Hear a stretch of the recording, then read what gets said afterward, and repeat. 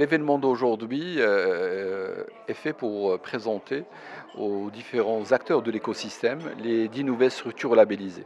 Alors, c'est quoi ces structures labellisées? Alors, Innovinvest repose sur une offre de financement, dont notamment dans, on va dire, la période du pré-amorçage, c'est-à-dire pour les petits porteurs de projets, dans leur premier stade.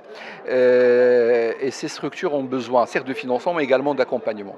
Donc, nos produits ont été, on va dire, donnés presque en gestion à ces structures d'accompagnement pour faire en sorte qu'au moment où cette start-up a besoin d'un financement, il y a les outils de la CCG, que ce soit InnovIdea, qui est une aide, soit InnovStart, qui est un prêt d'honneur.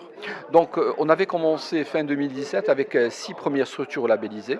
Là, les ambitions sont beaucoup plus fortes, c'est-à-dire on veut en sorte qu'il y ait davantage de financement et donc à disposition, on va dire, des porteurs et donc du tissu des startups.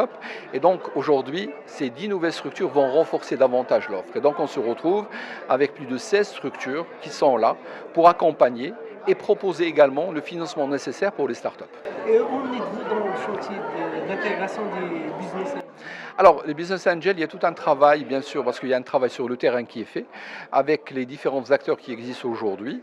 Et nous devons nous diriger d'ici, j'espère, la fin de ce trimestre sur une AMI pour pouvoir avoir l'axe global de travail que nous aurons avec les business angels. Les business angels font partie, on va dire, de tout l'écosystème que nous essayons de mettre en place, notamment pour le financement, je dirais, de petits tickets, d'accord, des petites startups dans leur premier stade.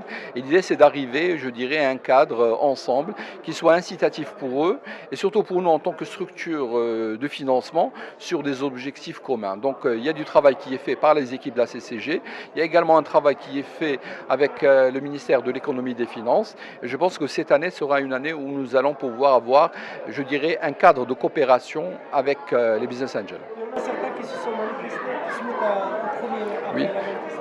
Bien sûr, parce que la première manifestation d'intérêt était de dire aux différents acteurs qui sont aujourd'hui, on va dire, perdus dans la masse des business angels, de pouvoir, on va dire, ouvrir un canal de discussion pour qu'on puisse savoir sur quel, on va dire, montage nous pouvons avoir demain. C'est-à-dire, qu'est-ce que nous pouvons apporter, sachant que nous sommes une institution, je dirais, de financement, et donc l'idée, c'est uniquement en termes de produits et en termes d'accompagnement financier, qu'est-ce que nous pouvons mettre sur la table qui intéresserait les business angels. L'idée, c'est pas de mettre, on va dire, une offre pour la mettre. Il faut dès le départ qu'elle ait, je dirais pas l'accord, mais qu'on soit tous convaincus qu'elle aura un impact intéressant pour leur activité de business angel.